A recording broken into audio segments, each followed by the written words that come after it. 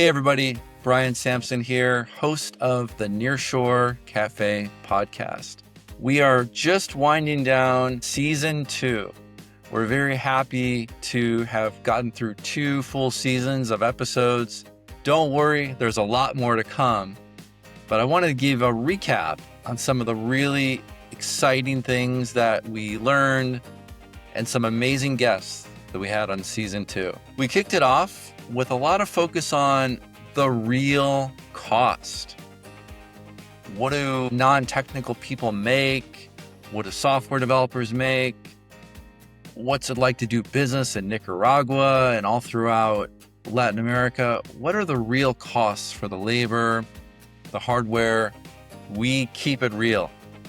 So that's where we started. Then we got into some deep conversations with real talent in Latin America.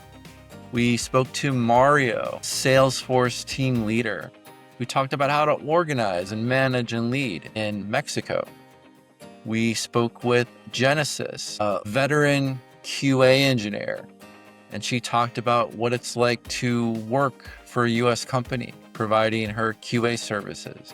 We spoke to Jose, who's a data engineer, and he brought his perspective as a nearshore data engineer working from Latin America and all the nuances there. We also got into localization with Julio, and Julio talked all about the nuances. It's not just translation. There's a lot more that goes into localization, something that every company needs to think about. One of the most exciting parts of season 2 was investing in Latin America. We talked to Value Ventures. We talked to B Capital in Brazil. We talked to Jaime Sotomayor. All three are prominent VCs that do a lot of deals, a lot of investment, a lot of transactions all throughout Latin America. We spoke to someone in community, that's Mati, and we also spoke to an expat named Nick, who moved his whole family from the States to Costa Rica, and just what it's like day to day trying to build a US software company and raise a family.